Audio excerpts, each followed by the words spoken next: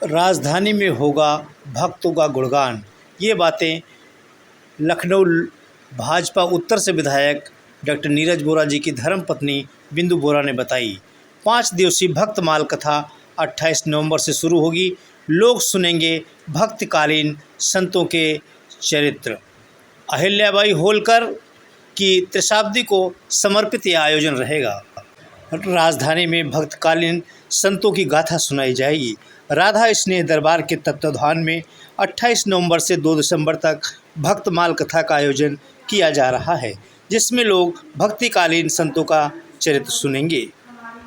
भक्त शिरोमणि अहिल्याबाई होलकर हैं, उनका अब 300 वर्ष पूरा होने जा रहा है और पूरे देश में अब उनके उत्सव मनाने शुरू हो गए हैं। और 30 नवंबर या 28 नवंबर से हम लोग उन्हीं के सम्मान में हम सभी महिलाओं द्वारा एक इतनी संत महिला के सम्मान में ये कथा करा रहे हैं। इस कथा को करने के लिए ब्रज से चलकर आचार्य श्री रमाकांत गोस्वामी जी आ रहे हैं। अहिल्याबाई होलकर के बारे में मैं 2 लाइन बोलूंगी। उन्होंने मुगल काल में जितने भी मंदिर तोड़ दिए गए थे, छीन कर दिए गए थे, उनका उन्होंने जीर्णोद्धार किया। उसमें सारे द्वार ज्योतिर्लिंग और हजारों मंदिर ऐसे हैं और समाज सेवा के क्षेत्र में और हर क्षेत्र में उन्होंने बहुत पुनीत कार्य किए और हम महिलाओं के लिए वो एक आदर्श है। और आपको ये जानकर खुशी होगी कि उनकी, क्योंकि वो भक्त शिरोमणि थी, तो हम लोग की जो ये कथा भी है वो बहुत अलग हटके है। ये कोई भागवत कथा या राम कथा या शिव पुराण नहीं होंगे, ये भक्तमाल की ही कथा है, क्योंकि वो भी एक भक्त थी और ये भक्तमाल की कथा है और वो मंदिरों का जीर्णोद्धार करेगी। और जो इस कथा को कहने के लिए वृंदावन से पधार रहे हैं, ये हम लोग के बहुत हर्ष का विषय है कि वो 7वीं पीढ़ी के कथावाचक हैं और उन्होंने भी सबसे ज्यादा अभी तक वृंदावन और गिरिराज जी में मंदिरों को जीर्णोद्धार करने का काम किया है। और ये कथा हम लोग की 5 दिवसीय कथा है। पहले दिन हम लोग का एक तुलसी यात्रा कर रहे हैं, हम लोग कलश यात्रा की जगह एक नया कंसेप्ट लेके हरियाली को दिखाते हुए पर्यावरण को बचाने के लिए तुलसी यात्रा करेंगे। उसके बाद से श्याम बाबा मंदिर में गिरवा सानी मार्ग पे ये कथा का आयोजन होने जा रहा है। फिर पहले दिन हम लोग सूरदास चरित पाठ करेंगे।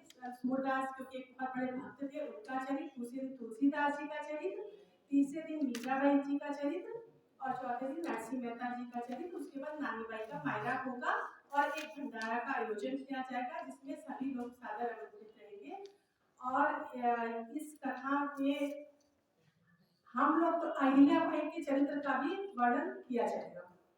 और मैं आप लोगों से एक रिक्वेस्ट कर रही हूँ, क्योंकि आज योगी जी की सरकार में महिलाएं हम लोग इतनी सशक्त हो गए हैं कि इस तरह की कथा का आयोजन बिना पुरुष वर्ग के सहयोग के हम सिर्फ महिलाएं, जितनी भी ये महिलाएं बैठी हुई, हम लोग कम से कम 2 महीने से लगातार मीटिंग्स इसी तरीके से कर रहे हैं और लगातार सब लोग लगातार परिश्रम कर रहे हैं और सब मिलके एक बहुत ही सुंदर कथा का आयोजन कर रहे हैं। हम लोग का प्रयास तो छोटा सा प्रयास है, हमारे कहने से वहाँ पे हो सकता 1000-2000 जो भी भीड़ हो जाए। आप लोग हम लोग के भाई लोग हैं, आप लोग से ये रिक्वेस्ट है कि जो कथा वहाँ पे श्रवण करेंगे, अगर आप अपनी मीडिया के माध्यम से उसका भी प्रसारित करेंगे तो शायद इसका लाभ लाखों लोग को मिल जाएगा। आप लोग समाज के वो लोग हैं जो कि हम लोगों की बात को वहाँ तक पहुँचाएंगे। और आगे भी हम लोग का इस कथा का ये उद्देश्य होगा कि जो अहिल्याबाई का चरित्र था उसको हम समाज के सामने लाएं। और जैसा कि हम लोग के पुराणों में कहा गया, यत् नार्यस्तु पूज्यन्ते रमन्ते तत्र देवता, तो इस कथा का हमारा ये ध्येय होगा कि हम वैसी ही नारी बन के दिखाएं। नारी की पूजा तभी होगी जब अहिल्याबाई जैसी नारी हो। तो हमारी राधा दरबार की स्नेह की सारी सखियां अहिल्याबाई जैसी ही बनना चाहती हैं।